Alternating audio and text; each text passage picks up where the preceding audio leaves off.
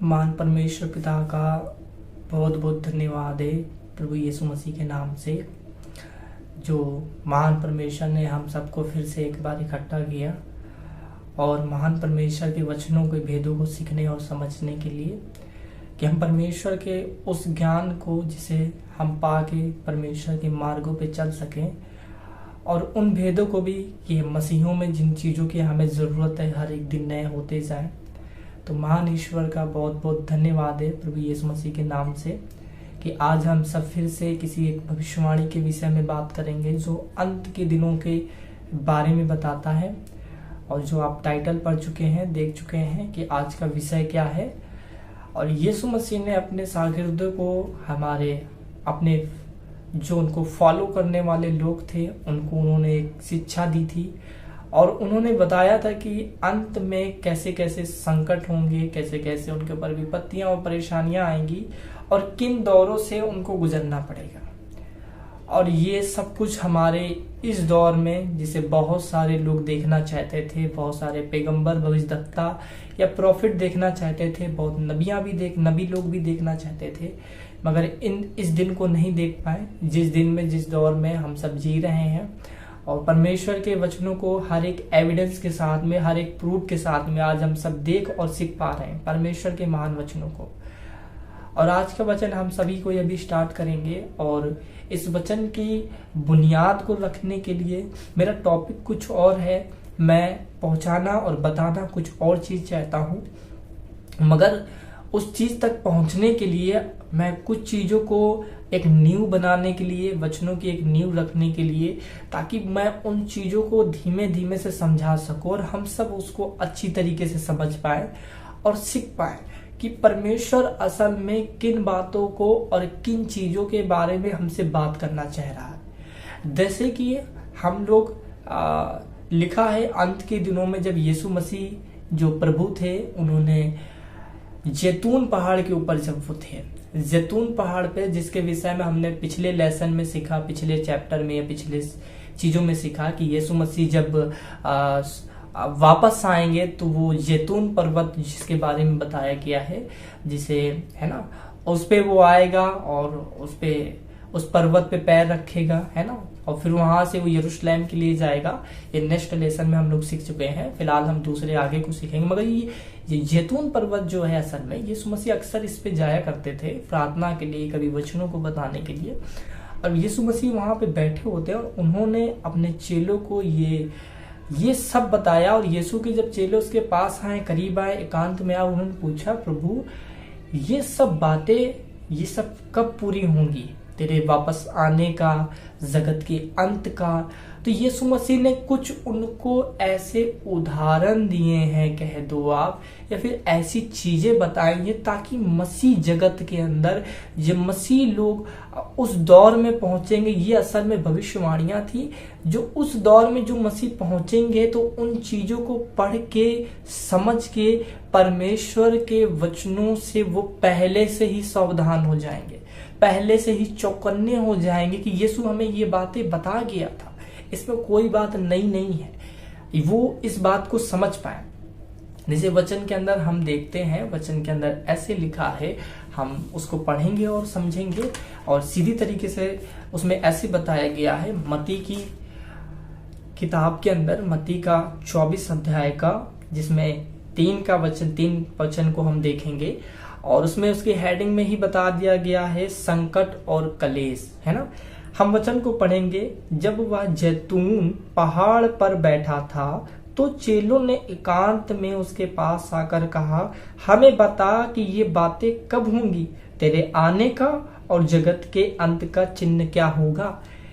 यीशु के चेलों ने उससे पूछा, क्या पूछा, कि प्रभु अभी तो वो जीवित है, अभी तो वो मरा भी नहीं है, अभी वो गाड़ा भी नहीं गया, मगर उसने, उनको यकीन था कि ये सच में ये वही मसीहा है, ये वही मेमना है जो पूरे जगत का पाप उठा लिया जाएगा।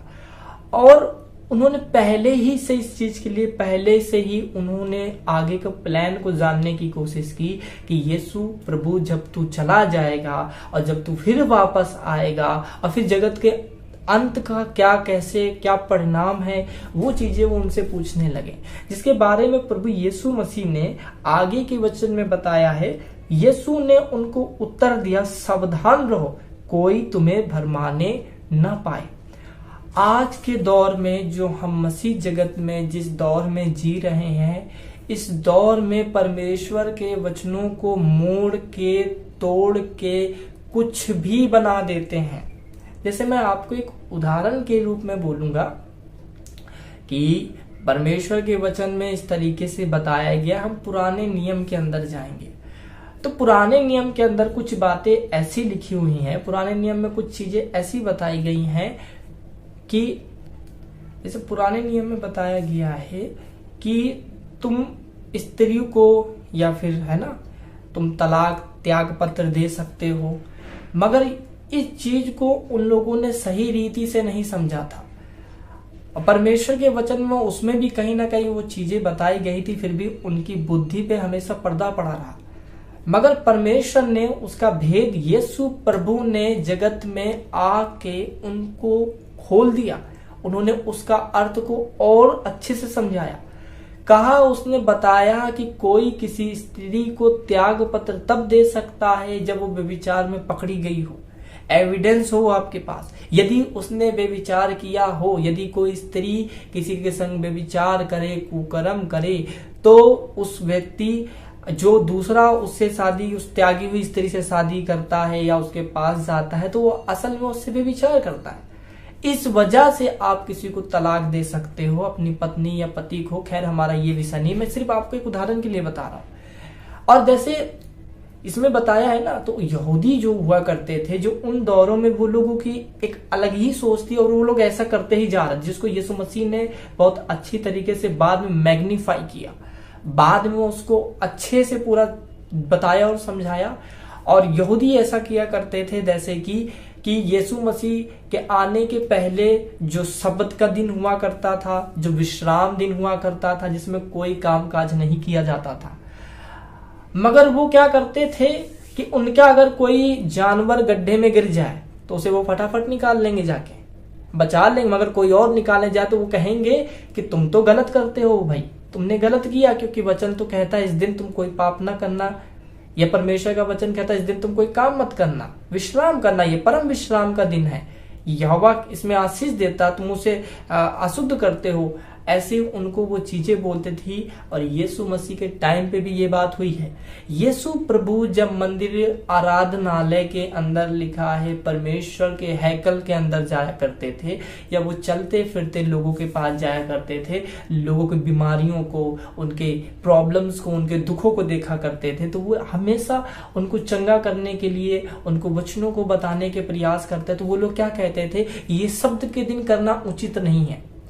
लिखा है एक बार वो मंदिर के अंदर गया तो वहां पे एक 38 वर्ष का रोगी था, जो एक कुंड हुआ करता था, उसमें नित्य समय पे परमेश्वर का एक स्वर्गदूत आता था और उस कुंड में उतरता था। पानी के हिलाने से जो कोई पहले उतर जाता तो उसकी बीमारी जाती रहती थी, चली जाया करती थी, मगर वो कभी उतर ही नहीं पाया, क्योंकि उसके जाने से पहले कोई ना कोई उतर जाता था। और 38 वर्ष तो उसको हो चुके थे असल में उस बीमारी को झेलते हुए, और फिर भी वो चंगा नहीं हो पाया था।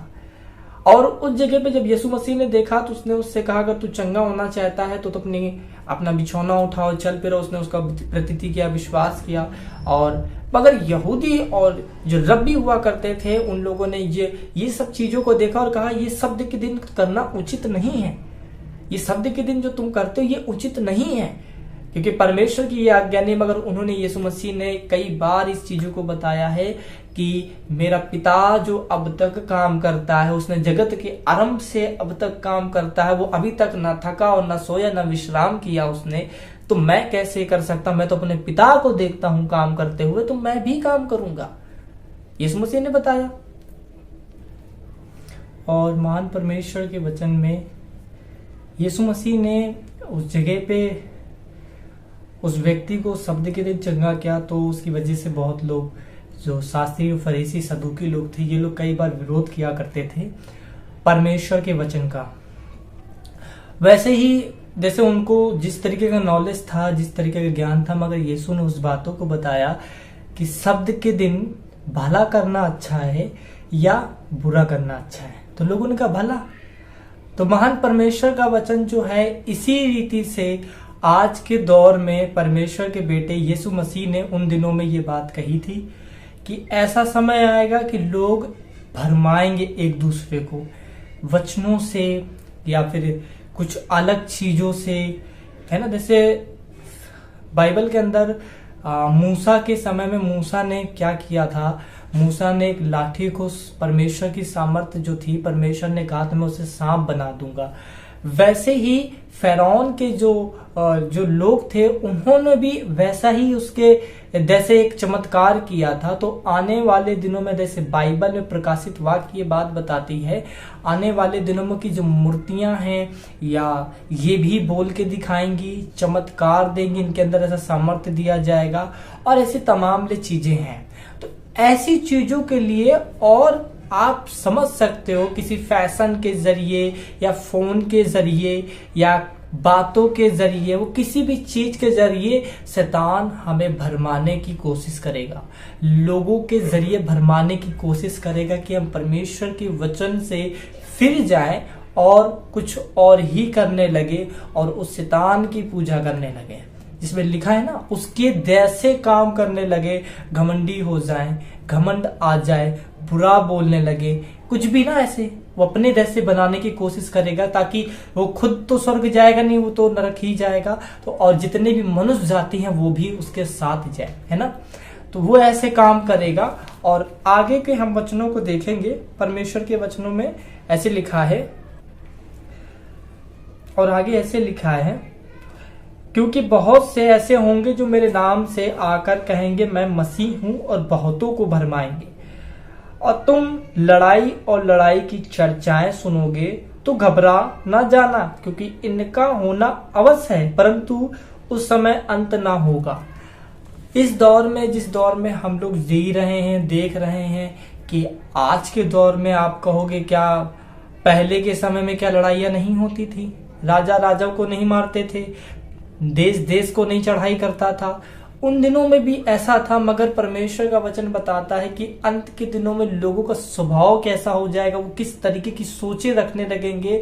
जैसे बाइबल में लिखा है कि नूहा का समय वापस आ जाएगा, मतलब नूह का समय वापस आ जाएगा। नूह के समय में जितनी बुराइयां हुआ करती थी, जितनी मनुष्य जाति जितना बुरी हो गई थी, जितना उन लोगों ने बुरे बुरे काम करने लगे थे, वैसा दौर फिर से आ जाएगा। परमेश्वर का ये वचन बताता है, जो आज की हो चुका है, जो कि हमारे जीवन में जो हम लोग देख रहे हैं, सच में वो चीजें होती चली जा रही हैं। मनुष्य जाति के अंदर न जाने कैसी कैसी चीजें, उनमें क्या क्या डेवलप होते जा रहा है। वो ऐसी चीजें ला रहे हैं अपने जीवन में जिसे ईश्वर को क्रोध दिलाएं, ईश्वर की नजर में वो पाप कहलाता, वो पाप करके दिखा रहे हैं। और इसके आगे ना लड़ाई पे लड़ाई की चर्चा सुनोगे। इन दौर में, अपने इसी दौर में ऐसा चल रहा है, कभी चीन किसी पे लड़ाई कर रहा है, विश्व युद्ध तक छिड़ने की संभावनाएं हो चुकी हैं, देश देश को मारने पे लगी हुई है, जाति जाति पे मारने पे चढ़ाई करके रखी हुई है। जैसे भारत के अंदर हमारे जो हिंदू मुस्लिम या फिर और मैं ज्यादा कास्टों का उसका खुल के बात नहीं करूंगा, क्योंकि ये हमारा उससे रिलेशन या लेना देना नहीं है। हमारा परमेश्वर का वचन प्रेम बांटना, उसका वचन कहता है किसी भी जाति का हो, क्योंकि परमेश्वर ने कोई जाति नहीं बनाया, उसने नर और नारी करके बनाया।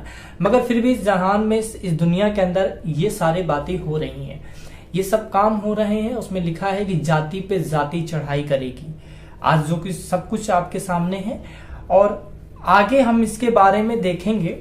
आगे लिखा है साथ में, क्योंकि जाति पर जाति और राज्य पर राज्य चढ़ाई करेंगे और जगह जगह अकाल पड़ेंगे और भूकंप होंगे।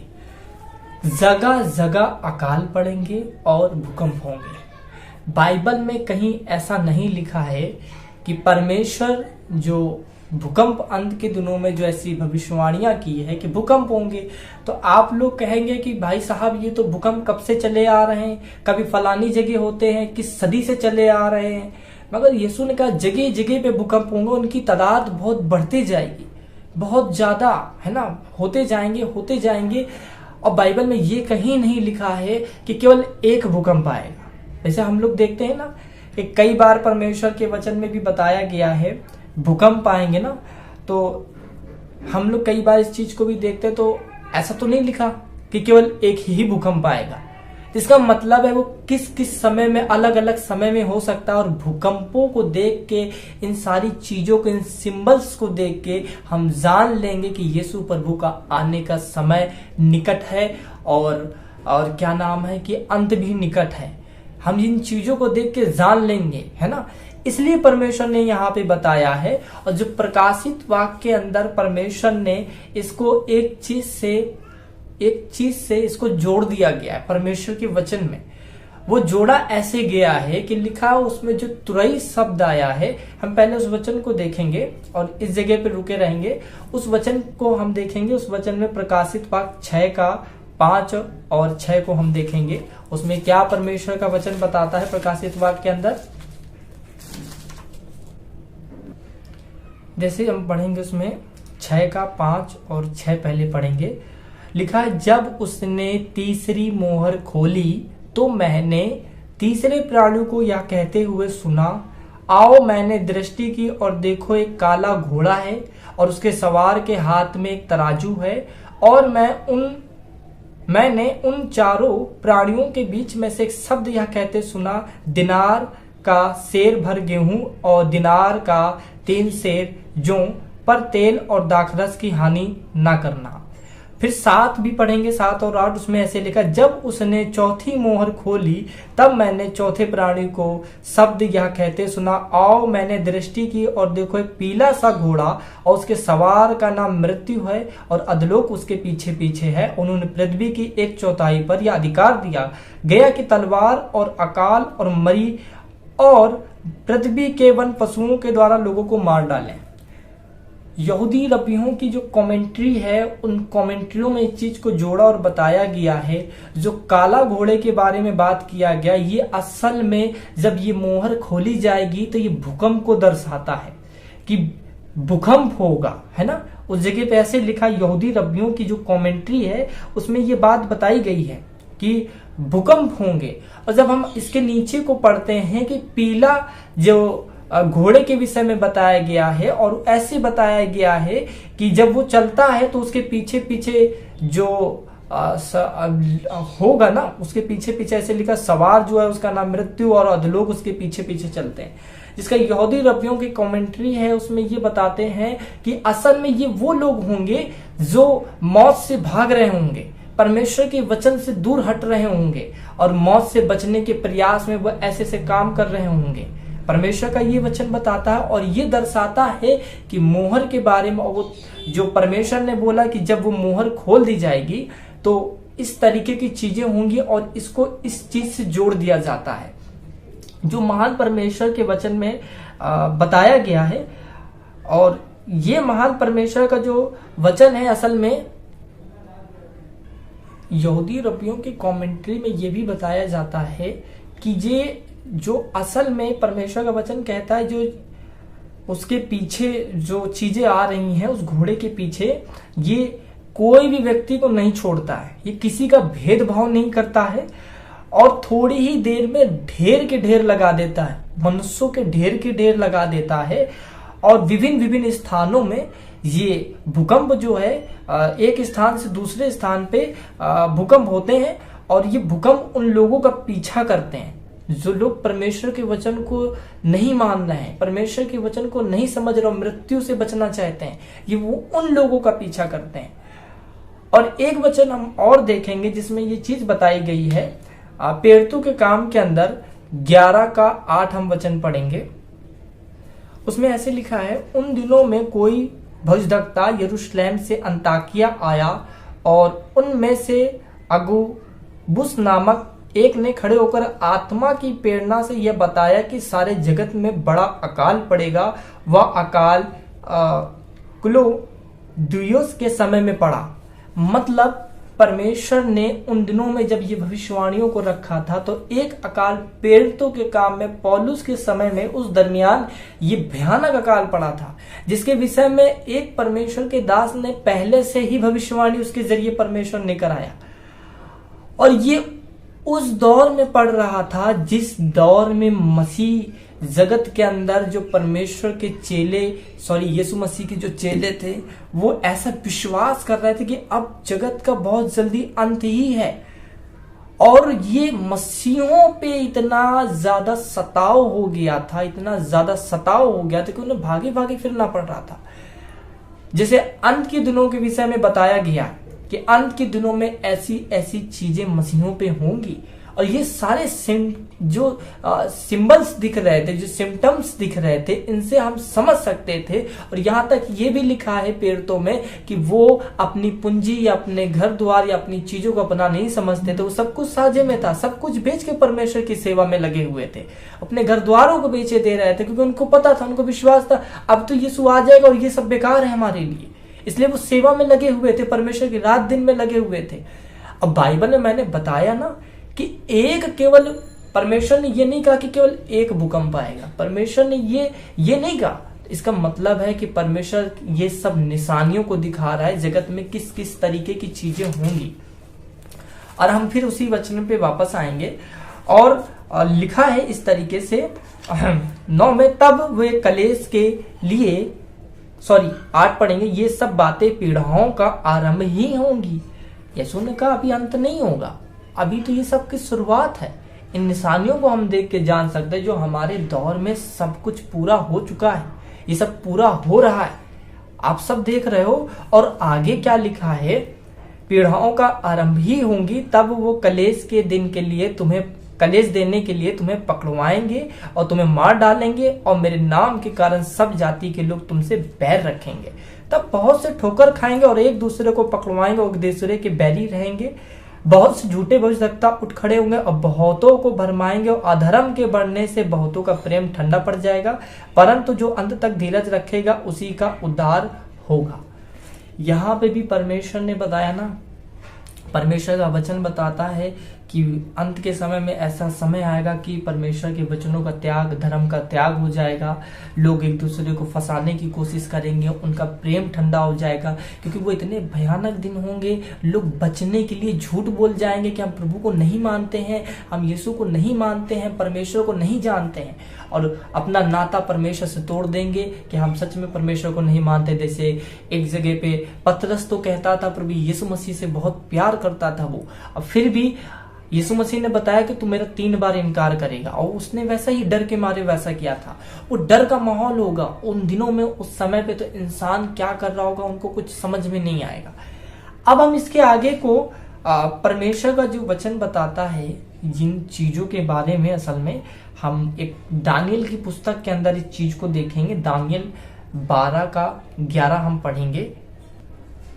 परमेश्वर के वचन में दानियल के अंदर बताया गया है, उसमें जब से नित्र होम बलि उठाई जाएगी और वह घिनौनी वस्तु जो उजाड़ कर देती है स्थापित की जाएगी, तब से 1290 दिन बीतेंगे। ये घृणित जो वस्तु के विषय में परमेश्वर का वचन दानियल में बात करता है, इसके बारे में मैं अलग से बताऊंगा, एक नेक्स्ट लेसन में बताऊंगा। फिलहाल हम ये समझेंगे जो इसमें लिखा है कि तब से 1290 दिन बीतेंगे। जो यहूदी कमेंट्रियां हैं उसमें इसको अलग अलग तरीके से एक अनुमान लगाया गया है, या कुछ उनकी अलग सोच है जो बताती हैं। जैसे कमेंट्री में बताता है, किसी ने बताया 3.5 साल या 42 महीने का वो समय होगा, या फिर 560 दिन का, है ना, और या फिर 1290 दिन और 3 साल 7 महीने का, है ना। और किसी ने बताया या 3 साल 6 महीने और 15 दिन का। और ये प्रकाशित वाक्य में भी हमें कई बार देखने को मिलता है, जिसे हम लोग एंटी क्राइस्ट का, है ना, मसीह विरोधी पशु के विषय में जो पढ़ते हैं उसको ये अधिकार दिया जाएगा। हम लोगों ने उस चीज को पढ़ रखा है। और उन दौरों में जब ये ऐसा होगा, जो एक बार और हो भी चुका है, जो यरूशलेम मंदिर है लिखा है, वो घृणित वस्तु जो है, जब आप देखोगे जो बताया गया है उसके बारे में, तो एक बार और ऐसा हो चुका है। थोड़ा सा इससे हम समझने के लिए मकाबीस की किताब में, जो हमारे इस हिंदी की बाइबल में नहीं है किसी कारण की वजह से, मगर मकाबीस की किताब असल में कोई अलग नहीं है, बाइबल की जो न्यू अमेरिकन बाइबल है उसमें ये किताब है, आज भी है। उसमें कुछ इस तरीके से बताया गया, मैं आपके लिए पढ़ूंगा। जैसे उसमें ऐसे लिखा है, पहला मकाबीस के अंदर फर्स्ट 1 का 43 से पढ़ेंगे। हाँ, इजरायलियों में से बहुत से लोग उसके धर्म पर सहमत हुए और मूर्ति के आगे बलि चढ़ाए और विश्राम दिन को आप पवित्र करे। जो परमेश्वर ने बोला यरूशलेम में या यरूशलेम मंदिर में जो परमेश्वर का भवन बन के जब तैयार हो जाएगा तो उसको किसी भी चीज से या किसी मूर्ति से, क्योंकि बाइबल इसको सही रीति से अभी इस चीज का बात नहीं बताया गया है कि कोई तो कुछ कहता है कोई कुछ कहता है। उसमें लिखा है परमेश्वर के वचन में कि उजाड़ करने वाला अपराध है ना दिखाई देगा। इसके लिए मैं अलग से बताऊंगा। फिलहाल इस जगह पे लिखा है कि इस रीति से अपवित्र की जाएगी, जो एक बार हो चुका है कि राजा के समय में एक बार ये मंदिर परमेश्वर के भवन को अशुद्ध किया जा चुका है।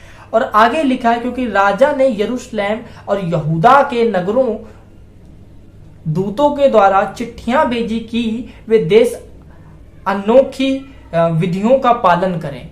मतलब ऐसा शासन आ जाएगा जैसे बाइबल के अंदर लिखा है, जो उस पशु की छाप को नहीं लेगा वो लेन देन नहीं कर सकेगा और मार डाला जाएगा। जो उस मंदिर उस मूर्ति की पूजा नहीं करेगा, उस पशु की पूजा नहीं करेगा तो वो मार डाला जाएगा। बाइबल इस रीति से बताती है। और यहाँ पे कुछ भी ऐसा ही इसी रीति से बताया जाता है कि अन्य विधियों को सिखाएंगे, कहेंगे अन्य विधियों को मानो, परमेश्वर के वचन को छोड़ो। वो कहेंगे परमेश्वर के वचन को छोड़ो और अन्य देवी देवता, अन्य दुनिया भर की जो परंपराएं हैं उनको मानो। जबरदस्ती करेंगे वो लोग। और लिखा है इसी के आगे, और मंदिर में होम बलि, जैसे मैंने पढ़ा ना भी कि उस जगह पे भी देखो लिखा था। एक बार मैं फिर से आपके लिए ये लाइन पढ़ देता हूं, जो दानियल के अंदर ये बात बताई गई थी कि जब से नित्य होम बलि उठाई जाएगी और वह घिनौनी वस्तु उजाड़ कर देती है, होम बलि भी बंद करा देगा वो। और यहाँ पे भी यही चीज बताया गया है कि मंदिर में यह होम बलि और मेल बलि और अग्र देना मना करो और वो विश्राम दिनों और पर्वों के दिनों को अपवित्र करे। शैतान की ऐसी योजना हो जाएगी उन दिनों के अंदर। और फिर लिखा है, और पवित्र स्थान और पवित्र लोगों को अशुद्ध करो। वो पवित्र लोगों को जैसे बाइबल में बताया अंत के दिनों में भरमाया जाएगा, मैंने भी बताया ना, तो यहाँ पे भी वही चीज बताया जा रहा। पवित्र स्थान यरूशलेम के अंदर जो परमेश्वर का मंदिर है उसे अशुद्ध किया जाएगा और पवित्र लोगों को भी अशुद्ध किया जाएगा गलत कामों से, है ना। और आगे लिखा वेदियां, आसेरा और मूर्तें बनवाना और सुअर और अशुद्ध पशुओं का मांस बलि करना। परमेश्वर के वचन में साफ मना है सुअर के लिए, ये एक पाप है, ये घृणित जानवर है परमेश्वर कहता है, अशुद्ध जानवर है परमेश्वर कहता है ना। और इसके लिए परमेश्वर ने बोला, मगर वो ऐसा दौर था उस राजा ने परमेश्वर के भवन के अंदर परमेश्वर की वेदी के ऊपर इस जानवर को बलि किया और परमेश्वर के भवन को और परमेश्वर की वेदी को अशुद्ध कर दिया था, नापाक कर दिया था, उर्दू में इसे कहते हैं। और आगे लिखा है इसी रीति से उसने अपने सारे राज्य के लिए लिखा और सारी प्रजा पर अध्यक्ष ठहराए और यहूदा के नगर नगर बलिदान करने की आज्ञा दी। उन दौरों में यहूदा के नगरों को भी बड़ा हड़कंप मचेगा। जिस भविष्यवाणी के विषय में मैं बात कर रहा हूँ, सबसे स्पेशल भविष्यवाणी जो है इसके आगे मैं जो बताने वाला हूँ ये उसके बारे में है। और फिर आगे लिखा है, तब बहुत लोग व्यवस्था को त्यागने वालों के पास इकट्ठा हो गए और इस प्रकार उन्होंने देश में बुराई की और इजरायलियों को गुप्त स्थानों में यहाँ तक कि जहां कहीं वो वे सहायता के लिए भाग सके वो खदेड़ दिए गए, भरमा दिए जाएंगे। लिखा है भरमा लिए लोगों के पास वो ऐसे लोग चले जाएंगे जैसे बाइबल में लिखा अंत के दिनों में लोग भरमा दिए जाएंगे। और आगे फिर लिखा है जो अभी मैंने पढ़ा ना कि इतने समय वो लगेगा, जो तब से 1290 दिन के विषय में जो बताया गया है बीतेंगे। और इसी के बारे में इस बुक में भी बताया गया है। अब से 45वें वर्ष के पहले महीने के 15 दिन को उन्होंने उजाड़ने वाली घृणित वस्तुओं को वेदी पर स्थापित किया। देखिए, फिर से ये उजाड़ने वाली वस्तु के विषय में बात की जा रही है। किया और यहूदा के नगरों के चारों ओर मूर्तें और वेदियां बनवाई और अपने अपने घरों के द्वार और सड़कों पर धूप जलाया। और जो व्यवस्था की पुस्तक उन्हें मिली उन्होंने टुकड़े टुकड़े करके आग में जला दिए। और जिस किसी के पास विरासत या व्यवस्था का कोई पुस्तक पाई जाए, वह पुस्तक का पालन करने वाला हो तो राजा की आज्ञा से वो मार डाला जाए। इस कारण वो मरना ही चाहते थे। वो भोजन करके अशुद्ध ना हुए जाएं और पवित्र वाचा को अपवित्र ना करें, इसलिए वो मर गए। यहाँ पे परमेश्वर का वचन बताता है कि वो दौर ऐसा होगा कि परमेश्वर का वचन तक का जिसके पास मिलेगा, जैसे कि आप ऐसे कई देश हैं जहां पे परमेश्वर का वचन, बाइबल को पढ़ना गुनाह बताते हैं, परमेश्वर के वचन को मना करते हैं। अगर आप पढ़ोगे तुम्हें मार डाला जाएगा, तुम पे केस हो जाएगा, बहुत सारी चीजें हैं। और यहाँ पे भी परमेश्वर ने कहा अंत के दिनों में आपसे वचनों को लोग छिना लेंगे और पाक उसको फाड़ देंगे, टुकड़े टुकड़े कर देंगे।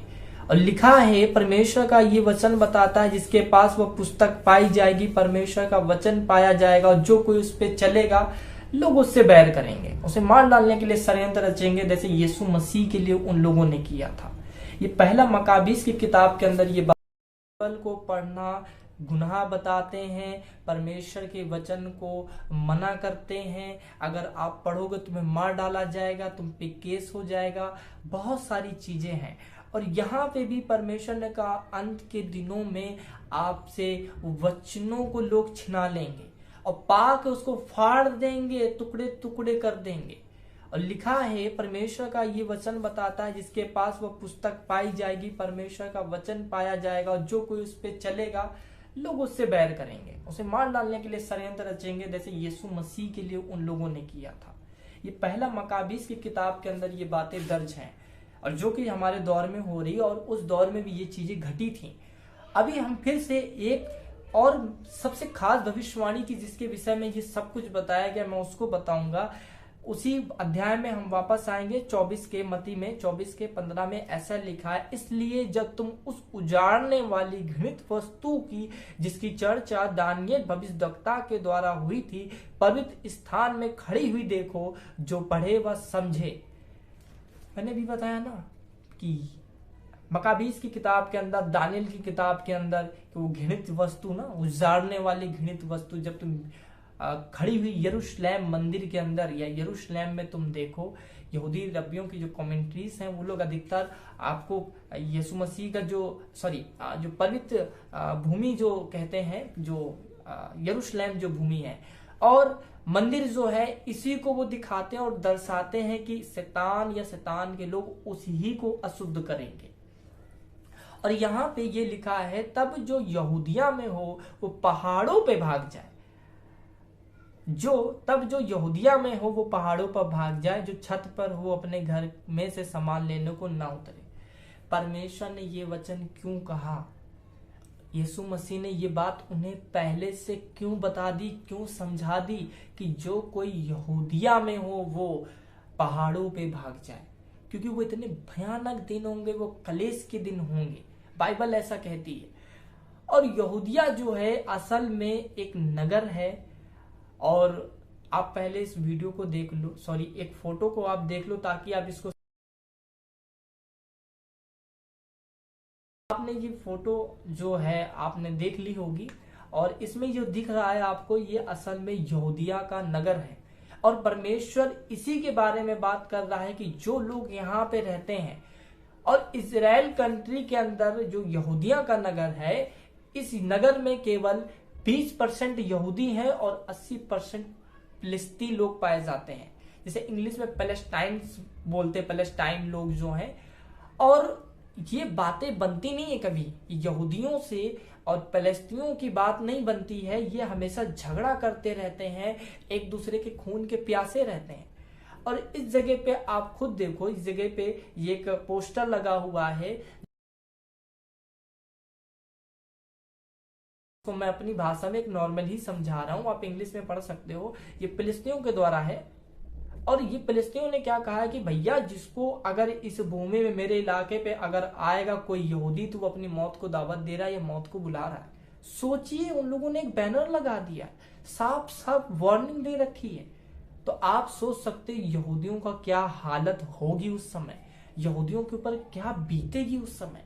आप सोच सकते ये भविष्यवाणी को यीशु मसीह ने कहा कि ऐसे दिन आ जाएंगे कि तुम यहूदी जो यहूदिया नगर में जो है वो निकल के पहाड़ों पे भाग जाए। और ये भविष्यवाणी जो यीशु मसीह ने की है, असल में ये भविष्यवाणी जो की है, जो ये कौन से पहाड़ है जो ये लोग भाग जाएं उस पहाड़ पे, क्योंकि यरूशलेम में तो बहुत सारे पहाड़ भी बताए गए हैं ना, कई सारे पहाड़ों के विषय में बात की जाती है, मगर जो कमेंट्रीज है, जो रिसर्च है, वो ऐसा बताती है, परमेश्वर का वचन ऐसा बताती है, जो पहाड़ के विषय में बताया गया है वो पहाड़ असल में पेट्रा के पहाड़ है, समझ रहे हैं। अब पेट्रा का पहाड़ जो आप सुन रहे हो, ये कोई नई बात नहीं है, ये परमेश्वर के वचनों से बहुत गहरा रिलेशन है इसका, बहुत पहले से। इसके विषय पे मैं कुछ अलग से कभी बता दूंगा। और ये जो पेट्रा के जो पहाड़ है, ये असल में जॉर्डन में है, जॉर्डन में है, जो मैंने अभी पहले अध्याय पढ़ाया, जिसमें पवित्र भूमि को एक बार अशुद्ध किया गया था। और जब जब उनपे ऐसा हुआ था, और रोम की जब हुकूमत आई थी, और रोमियों ने, जब रोम ने क्या किया था, मसीहों को कलेश देना शुरू कर दिया था, बहुत भयानक विपत्तियां उन पे आ गई थी, तो उन लोगों ने, यहूदियों ने उस जगह को छोड़ के ये पेट्रा के पहाड़ में जाके शरण ली थी, और वहीं ये छुपे थे, जिसके बारे में यीशु मसीह ने भविष्यवाणी की, जब तुम उस घृणित वस्तु को देखो ना, तो क्या करना, तुम यहूदिया से निकल के पहाड़ों पे भाग जाना। कहाँ भाग जाना? पहाड़ों पे। असल में ये पेट्रा के पहाड़ हैं, जो जॉर्डन के अंदर, जॉर्डन की सीमा में है, और ये पहाड़ियां हैं जिसमें गुफाएं भी हैं, है ना। और परमेश्वर का वचन ये बताता है, और उन दिनों में यहूदियों की हालत बहुत बुरी होगी। आप इस वीडियो को देखो पहले, कि सच में परमेश्वर ने जो बातें अपने वचन में बताई हैं वो भविष्यवाणियों के विषय में। ये पेट्रा का जो पहाड़ था, असल में कुछ दौर पहले इसके बारे में किसी को नहीं पता था, मगर रिसर्च के जरिए ये जब पता किया गया है, तो ये पूरा का पूरा असल में एक सभ्यता या एक पूरा का पूरा नगर यहाँ पे बसा हुआ है, समझ रहे हैं आप, पूरा का पूरा नगर बसा हुआ है। और आप इसे देखिए, जो बाइबल की भविष्यवाणियों को और बाइबल की आयतों को पूरी रीति से साबित करता है कि परमेश्वर का वचन सच्चा है। परमेश्वर का वचन बिना पूरा हुए नहीं रह सकता है, इसका बिंदी बिंदी मात्रा मात्रा बिना पूरे हुए नहीं रह सकता है। तो महान परमेश्वर का अति धन्यवाद है, जिस परमेश्वर ने हमें आने वाले समय के बारे में पहले से ये संदेश दिया। और ये भविष्यवाणी जो सबसे स्पेशल यीशु मसीह ने इस चीज को बताया है, ये 24:15 में बताया था। महान परमेश्वर का धन्यवाद है। और आप इस छोटी सी वीडियो को भी देखें पहले, कि परमेश्वर ने